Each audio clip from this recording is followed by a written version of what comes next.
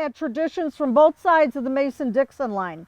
You found Methodists, Presbyterians, and Baptists in the area, with Methodists having the largest membership. Throw in a few Episcopalians, and by the time the war started, Catholics were even moving into the area in the form of Irish laborers. All right, Lutherans populated the central part of the valley. Small denominations of southern extensions of northern-based groups rounded out the diversity, and those groups were the Mennonites, the Society of Friends, which were the Quakers, United Brethren, and of course the Dunkers, who were simply known as the Brethren. The Mennonites and the Brethren stressed unity and separation from a very sinful world. They were nonconformists in daily life, and they were also non-resistant. They opposed slavery on all forms.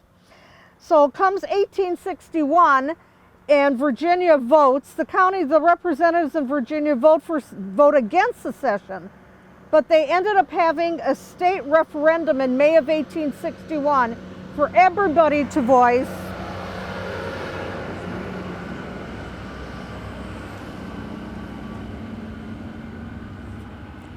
their opinion. Okay. So I'm going to give you some examples because I think it's better if you can hear about people rather than just in general. In the Shenandoah Valley, when we're talking about this referendum, Levi Pittman was a United Brethren Unionist. He was a Republican and of course opposed slavery and voted against disunion. Because he voted against disunion, he received a warning that he was in danger, and he ended up going into hiding for over 2 weeks. So it was obvious you had disagreement in the valley about whether you were going to be for secession or against it. Brethren minister Samuel M. Myers lived on a very rich bottomland along the river near the southern border of the valley, close to New Market. And he confessed after the war that he did not have the moral courage to vote his own sentiments of non-aggression because he feared the consequences. The minorities in the valley were, of course, your dissenters, your Dunkers, your Mennonites, your Friends, your United Brethren, which were evangelical Protestants. And of course, they felt the war differently. They were anti-slavery. They were non-resistant. And they had, before the war, if you look around yourself, they lived peacefully with their neighbors who were pro-slavery and who now were militia people. And now they were on the outside because they were the dissenters. The unionism of many in these groups made their situation even that much worse. And for the Dunkers and the Mennonites, it jeopardized the unity within their faith community. Gabriel Shank was a Mennonite out of Rockingham County, and he enlisted a week after Fort Sumter.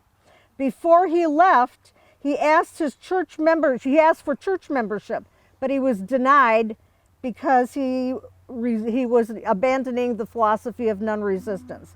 So what did he do? He went to a neighboring Presbyterian church and said, "Can I join here?" And they allowed him to come in. So he was now connected to a religion. Well, he became a lieutenant in the Valley Guards. He was captured at Chancellorsville, and he died in prison. Now, Stonewall Jackson was okay with the dissenters. He said, "Yeah, we'll take them in." He said, "I know." He said, "We can give them a gun and force them to fire it." He said, "But their aim might be pretty bad." But he said, "We can take them in as teamsters, and they can do that work, allowing the other people to take up the guns and fight." But that didn't get very far. So the Brethren and their dissenters, they would end up facing persecution within their communities. At that point in time, there were no provisions for conscientious objectors. They were forced to don a uniform against their will. Some would flee into the mountains of western Virginia. In March of 1862, Dunker and Mennonite resistors were arrested and taken to Richmond. They paid a $500 fine and were released because at that point in time, according to them, they had committed no crime. Another arrested group was held in a courthouse in Harrisonburg. Many fell ill during that time, and they were eventually freed when the Union Army came through. Virginia would eventually pass a law where $500 plus a 2% tax of property could be paid in order to become a conscientious objector. Okay. However, The law only covered men who were 18 at the time the law passed. If you turned 18 after that law, you didn't count. You could not be claimed. So anyone 18 or over after the law was passed was unprotected. So again, many escaped through the Western Mountains and their own underground railroad system. They created their own railroad system, not to be confused with the Underground Railroad where slaves were running into the north.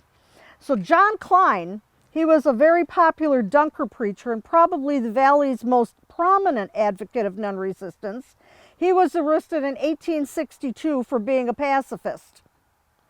From 1862 to 1864, he was annually installed as the moderator for the yearly Dunker meeting. In June of 1864, he was assassinated a few miles from his farm. Property deprivation and theft was common for the Mennonites and the Dunkers.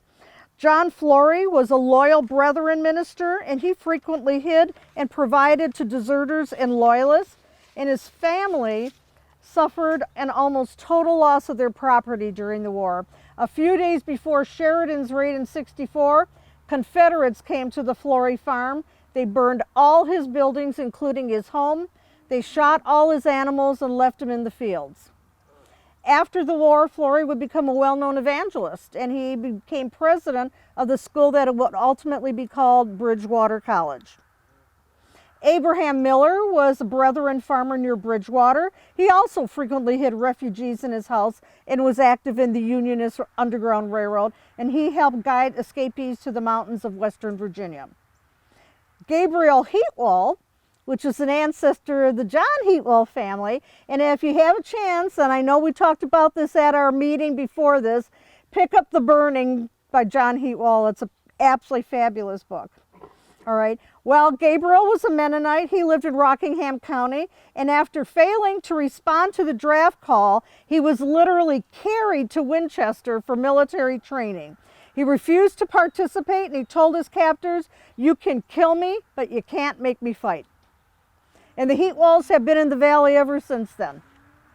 Brethren elder Jacob Thomas gave aid to the wrong side, so he was arrested and taken to Harrisburg. He was tried by a military court, and he was given a stiff sentence. But his brother Daniel came by, and he explained to the court the doctrines of the Brethren, and for whatever amazing reason, Jacob was released.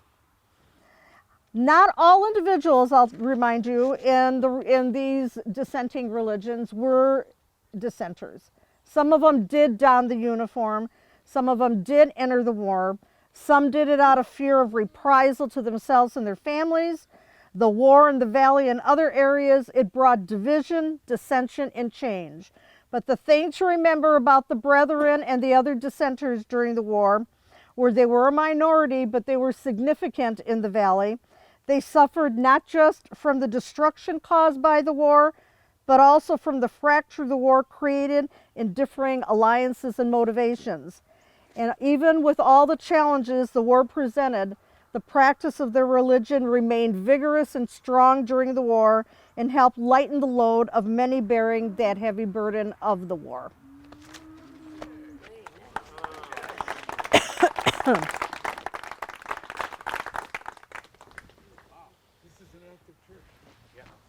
So that $500 bump back then, what would it be like today? Like 100,000? Oh, lots.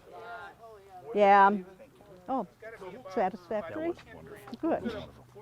A couple of things here. If you look around, behind us in the Cross Keys Cemetery, or the Union Cemetery, on the left are a couple of Confederate flags with a Maryland flag by it. Those are some men who died in that May or June 6th action where Turner Ashby was killed. And then if you look through the gate, there's a whitish stone right inside the gate, and then a taller one behind it to the right. There is a stone in there that has battle damage. Because the tombstones were actually used for cover by the skirmishers of the 15th Alabama. Where have we heard of the 15th Alabama before? Little Round Top. They were attacking Chamberlain, and before that they were the troops across from Brown's Ferry at Chattanooga. And now here they are again at Cross Keys.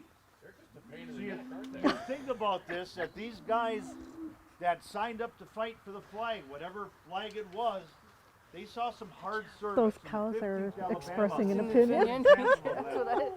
They are part of Trimble's brigade, so they're going to have to go from here a mile to that artillery ridge position I talked about.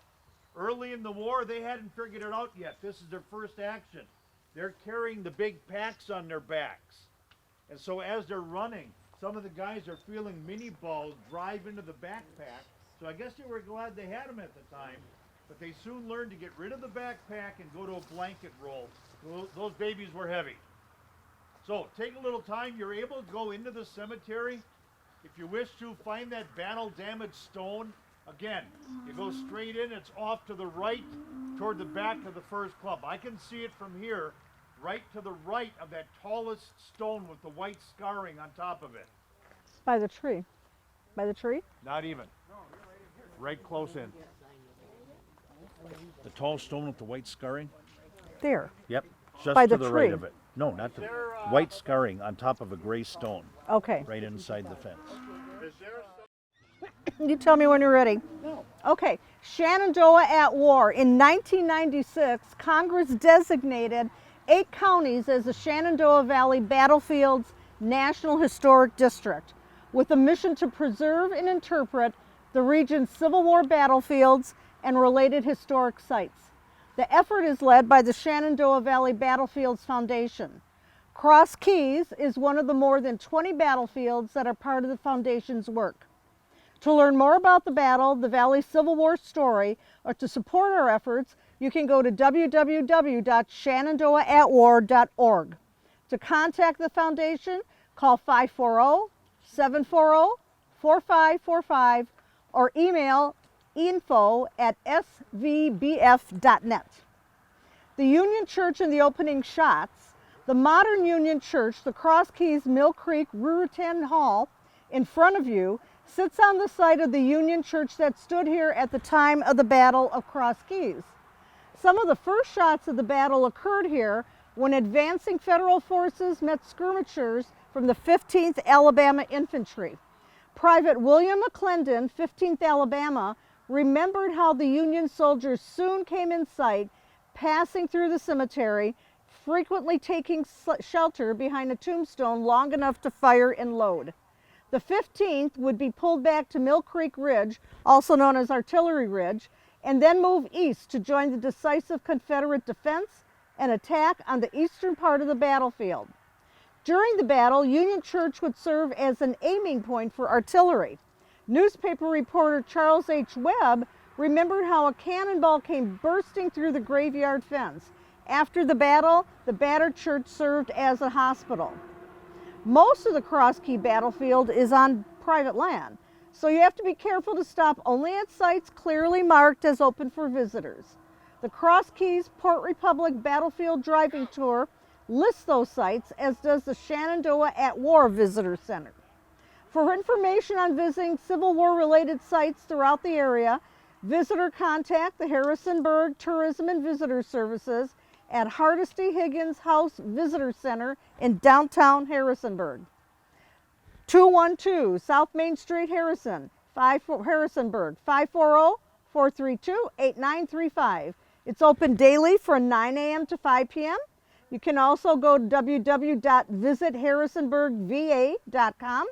The Visitor Center also hosts the Civil War Orientation Center for the Harrisonburg-Rockingham area of the National Historic District.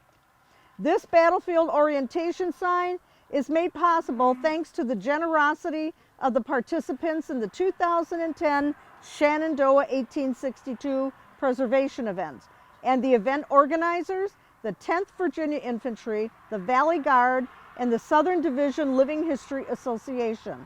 The location is possible thanks to the generosity of Cross Keys Mill Creek Ruritan Club. Do you want this? Yep, keep going. Okay. This is Stonewall Jackson's Valley Campaign, March 23rd to June 9th, 1862. In the spring of 1862, during the Civil War, a Union army of 100,000 was approaching the Confederate capital of Richmond from the southeast. Another force of 30,000 men under General Irvin McDowell was near Fredericksburg, ready to advance on Richmond from the north. By unleashing a vigorous offensive in the Shenandoah Valley, Confederate General Thomas J. Stonewall Jackson sought to create a strategic diversion that would draw Federal troops away from the Confederate capital. After an initial tactical setback at First Kernstown, which was March 23rd, Jackson moved south, eventually pausing at Conrad's Store, present-day Elkton. In early May, Jackson feinted east, then moved west into the mountains to defeat Federal troops at McDowell, May 8th.